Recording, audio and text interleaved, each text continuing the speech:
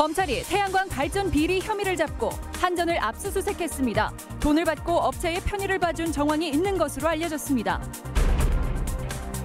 이항로 진안 군수가 검찰의 소환 조사를 받았습니다. 이 군수는 2014년 당선 직후부터 유권자들에게 홍삼 세트를 돌린 혐의를 받고 있습니다. 새만금 개발청이 군산으로 이전했습니다. 앞서 출범한 새만금 개발공사와 함께 새만금 내부 개발과 지역경제 발전에 적극 나선다는 계획입니다. 여러분 안녕하십니까? 전주 MBC 뉴스데스크입니다.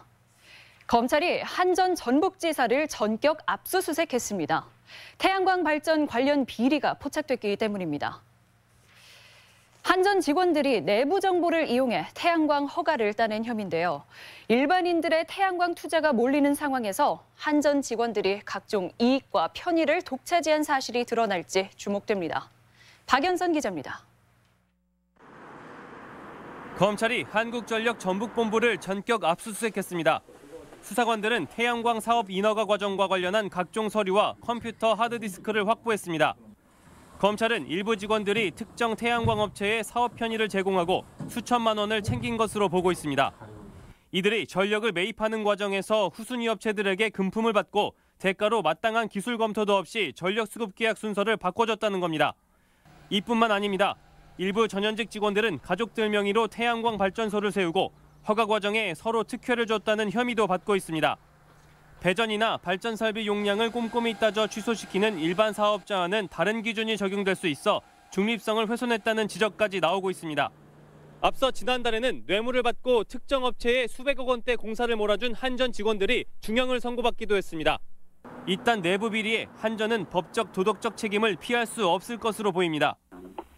관련 공식적인 입장은 없다라고 보면 되나요? 너무 먹먹해가지고 지금 아무 생각도 안 나요.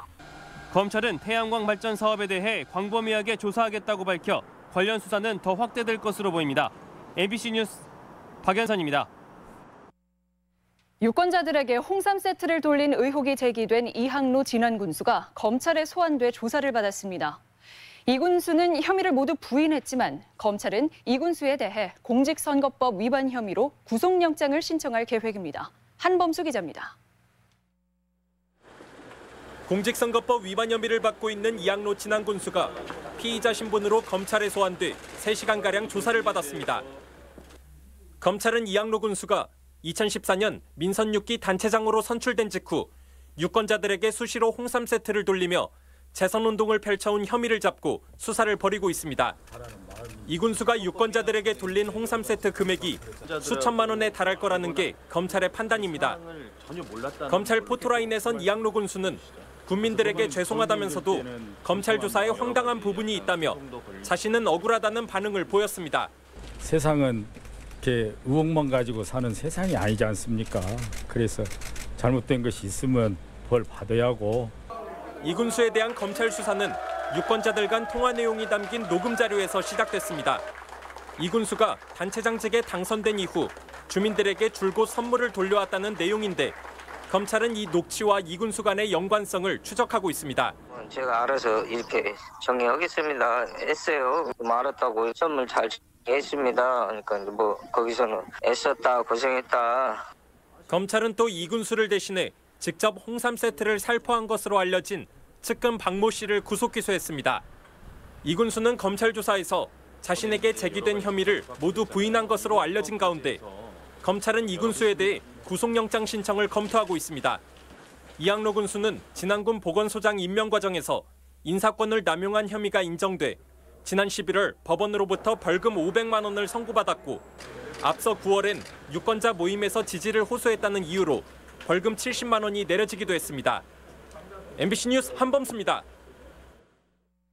전주 대한방직터에 추진되는 고층 타워 복합 개발은 전북뿐 아니라 전국적으로 관심을 끄는 사안인데요. 오늘 갑자기 전주시장이 나서 개발업체에 여론몰이를 중단하라며 강력한 경고 메시지를 보냈습니다. 박찬익 기자의 보도입니다. 전주시의회 본회의 서부 신시가지의 고층 타워 복합 개발을 묻는 질문에 김승수 전주시장은 작심한 듯 개발업체를 겨냥했습니다. 자광 측에 분명하고 엄중하게 경고합니다. 언론 등을 통해서 비정상적으로 전주시를 압박한다면 과시하지 않겠습니다. 개별 사업자를 향한 자치단체장의 공개적인 경고 발언은 매우 이례적입니다. 최근 고층타워 개발이 전국적으로 언론에 오르내린 것과 무관치 않아 보입니다. 특히 대한방직터를 매입한 자광이 도내 유력 언론사 주식을 사들이는 등 영향력 있는 언론을 통한 의도적인 개발 여론몰이에 강한 불쾌감을 드러낸 것으로 해석됩니다. 실제로 전주시는 지난달 자광이 신청한 용도 변경 요구를 되돌려 보내기도 했습니다. 전주시는 아파트 3,000세대와 함께 고층타워와 쇼핑몰이 들어서면 인구 2만 명 기준으로 설계된 서부 신시가지 기반 시설이 턱없이 부족하다고 보고 있습니다. 용도 변경에 따른 막대한 시세 차익은 변명의 여지가 없는 특혜여서 이 역시도 큰 부담일 수밖에 없습니다. 사회적 합의를 통한 시민 공감대 형성이 반드시 필요한 사안임을 다시 한번 말씀드립니다. 결국 공공성이 충분히 확보된 개발 행태가 아니라면 허용하지 않겠다는 뜻으로 해석됩니다. 매우 이례적인 전주시의 경고장이 향후 대한방직터 개발에 어떤 영향을 미칠지 주목되고 있습니다. MBC 뉴스 박찬익입니다. 새만금 개발청이 설립 5년 만에 군산 사업 현장으로 이전을 완료했습니다. 2달 전에 군산에 둥지를 튼 새만금 개발공사와 함께 새만금 사업에 박차를 가할 것으로 보입니다. 임홍진 기자입니다. 새만금 개발청이 설립 5년 만에 세종시에서 군산 오식도동 옛 농어촌 공사 새만금 산업단지 홍보 전시관으로 이전했습니다. 지난 5월 국무총리실 소속 새만금위원회에서 새만금 지역인 군산 이전을 확정해 새로 군산청사 시대를 맞이했습니다. 새만금 개발청은 지난 9월에 출범한 새만금 개발공사와 함께 공공주도 매립과 주요 기반시설 구축에 속도를 더하게 됩니다. 특히 새만금 기본계획 수립과 각종 인허가 등 행정 업무 수행과 인프라 확충을 현지에서 추진하면서 체계적인 융복합 개발이 기대됩니다. 현장을 보고 하는 결정, 판단 이런 것에 기초해서 정책의 방향이 현실적일 거고 또 집행의 속도도 훨씬 빨라질 거고. 내년에는 처음으로 새만금 관련 예산이 1조 원 이상 확보됨에 따라 새만금 개발청은 동서 남북도로 건설과 장기 임대 산업용지 조성에 탄력을 받게 됐습니다. 새만금이 재생에너지 비전 지역으로 선포되면서 민자 10조 원이 투자될 태양광과 해상풍력 단지 건설도 과제가 되고 있습니다. 새만금이 동북아 물류와 식품의 허브로서 기능을 다하며 우리나라 성장 동력의 견인차가 될지는 새만금 개발청 역할 여부에 달려있다는 시각이 작지 않습니다. MBC 뉴스 임홍진입니다. 국회에서 새만금 공항 예산이 반영되지 않아 전라북도의 대응이 관심입니다. 지난주 국회는 사전 타당성 조사도 끝내지 않았다는 정부 의견 등에 따라 새만금 공항 기본계획 수립비 25억 원을 반영하지 않았습니다. 새만금 공항은 연말로 예정된 정부의 타당성 조사 면제 사업에 선정되지 않으면 조기 개항은 불투명한 상황입니다. 예산안 처리에서 비롯된 민주당과 민주평화당의 갈등이 깊어지고 있습니다. 정동영 평화당 대표는 오늘 최고위원회에서 지난주 민주당이 한국당과 함께 예산안 처리를 강행한 것은 기득권 동맹이라고 규정하고 조건 없는 협치는 불가능하다고 밝혔습니다. 또 바른미래당, 정의당과의 연대를 강화해 선거제도 개편을 논의할 임시국회 개최와 국회의원 세비 인상분 반납 등을 요구하기로 했습니다. 경찰 개입 논란을 빚는 전북대 총장 임용이 늦어지면서 또 다른 부작용이 우려됩니다. 전북대는 지난달 총장 투표에서 1위를 기록한 김동원 교수 임용을 교육부에 요청했지만 한 달이 넘도록 인사 검증이 지연되면서 처리 시한인 14일을 넘길 가능성이 커지고 있습니다. 이럴 경우 대행 체제가 불가피해 약대 신설 등 산적한 현안에 대한 우려가 커지고 있습니다. 저소득층 구직자들에게 희망의 사다리가 되고 있는 곳이 있습니다. 힘든 이웃들에게 안정적인 일자리와 직업 훈련을 제공해 사회 안정망 역할을 하고 있는 자활센터 이야기인데요. 강동엽 기자가 전합니다. 올해 64살인 한정기 씨는 한동안 높은 취업 문턱에 좌절했습니다. 사업 실패로 생계가 막막했지만 나이가 걸림돌이 돼 직장을 구하지 못한 겁니다. 하지만 자활센터를 통해 기업에 취업하면서 삶의 활력을 되찾았습니다. 이르기 아주 좋아요. 내게 딱 적성에 맞는 일 같고 나이 관계없이 이렇게 일할 수 있으면 받아줘서. 이처럼 돈의 자활 사업은 17개 지역센터와 90여 개 기업이 담당합니다. 한 씨처럼 자활 사업 참여자들은 기초생활수급자 같은 저소득층이나 구직자들로 올해만 1,800여 명에 이릅니다. 안정적으로 생계를 보장하고 구성원 서로가 버팀목이 되다 보니 효과도 좋습니다. 구성원들 모두가 각자의 어려움들이 있고 또 그런 사람들이 모여서 서로 의지가 되고 힘을 합쳐서 뭔가 해낼 수 있다는 게. 하지만 청소나 집수리 비중이 높은 자활기업의 수익성 확보 등 과제도 적지 않습니다. 영농 생산물을 전북 특화 산업으로 발전시켜서 지속 가능한 자활 사업을 이끌어 나가겠습니다. 전북광역 자활센터는 앞으로 자격증 취득 기회는 물론 자활기업도 확충할 계획이어서 자활을 희망하는 많은 사람들에게 든든한 버팀목이 될 전망입니다. MBC 뉴스 강동엽입니다. 오늘의 간추린 뉴스 전해드립니다. 중소기업진흥공단은 오늘 저녁을 앞둔 장병과 부사관의 미래를 설계하는 프로그램을 마련했습니다. 180명의 장병과 부사관은 춘천에서 전주까지 희망열차를 타며 취업 특강과 1:1 취업 상담을 받았습니다. 전북은행은 오늘 창립 49주년 기념식을 열고 누구에게나 따뜻한 금융을 실천해 지역경제 활성화와 서민금융 지원에 앞장서겠다고 다짐했습니다. 또 앞으로 50년을 넘어 100년은행으로 성장해 나가겠다고 밝혔습니다. 전북농협이 난방의 어려움을 겪는 익산 왕궁 지역 저소득층 21가구에 6,400여 장의 연탄을 기부했습니다.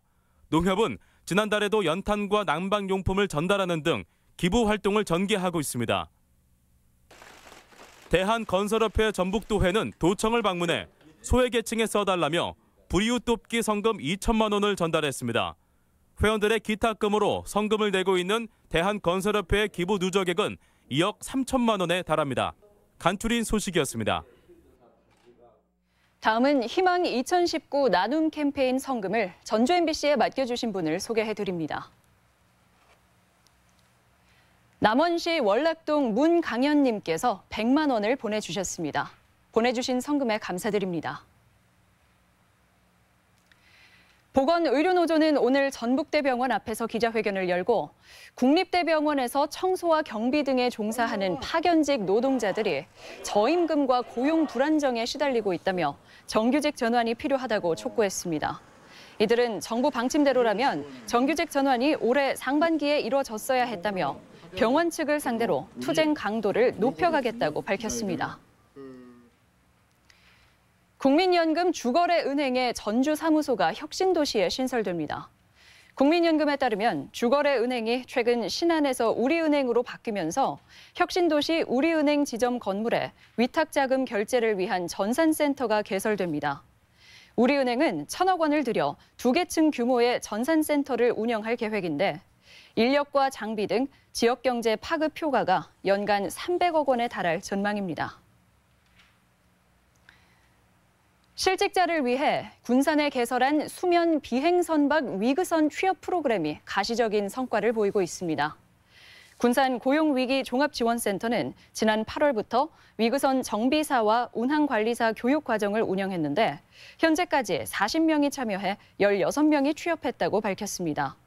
센터 측은 취업 연계형 훈련 과정을 앞으로도 적극 개설하겠다고 밝혔습니다. 전주 한옥마을 방문객은 감소한 반면 전주시 전체 관광객은 증가한 것으로 나타났습니다. 전주시는 10월 말 기준 전주 한옥마을 관광객은 880만 명으로 지난해보다 5.6% 감소했지만 빅데이터에 따른 전체 관광객 수는 16.2% 증가했다고 밝혔습니다. 시는 한옥마을에 쏠렸던 관광객이 남부시장과 동문거리 등으로 확대된 때문으로 분석했습니다. 학교 내 업무를 대폭 줄이는 방안이 추진됩니다. 전라북도 교육청은 학교들이 교육에만 전념할 수 있도록 교육과 직접 관련이 없는 호봉 획정, 학교 폭력 등 5개 업무를 교육청으로 이관하기로 했습니다. 도교육청은 내년에는 전주 등 4개 교육청에서 업무 이관을 시범 실시하고 2021년부터는 모든 학교로 확대할 방침입니다. 전라북도가 미래 성장을 이끌 대형 국책 사업을 발굴했습니다. 전라북도는 전북연구원과 각계 전문가들과 국가 스마트 육묘단지와 반려동물 산업 클러스터 조성, 고군산 마리나 항만 개발 등 22건의 국책 사업을 발굴했습니다. 예산은 총 2조 4천억 원 규모이며 정부 정책을 반영해 사업 내용을 구체화한 뒤 국가 예산 확보에 나설 계획입니다. 전주 팔복동 금학천이 정비됩니다. 전주시는 220억 원을 투입해 팔복동 산업단지에 위치한 금학천의 생태 환경을 복원하고 침수 피해를 막는 정비 사업을 2021년까지 진행하기로 하고 오늘 팔복예술공장에서 착공식을 가졌습니다. 이번 사업은 팔복예술공장과 철길 명소화 사업과 함께 팔복동 발전 3대 사업의 하나입니다. 전주 덕진경찰서는 가정폭력을 말리는 경찰관을 폭행한 41살 A씨를 공무집행방해 혐의로 불구속 입건했습니다. A씨는 지난 5일 밤 전주 자택에서 가정폭력 신고를 받고 출동한 비경위 등 경찰관 2명을 폭행한 혐의로 체포됐습니다. 전주 팔복동 고형 폐기물 소각장이 논란이 되고 있는 가운데 전주시가 민관협의체를 추진합니다. 전주시는 산업단지 소각장의 대기오염 배출 시설을 점검하기 위해 주민과 전문가, 행정이 참여하는 전주 산단 환경오염방지 협의체를 운영하기로 했습니다. 전북권 뉴스였습니다.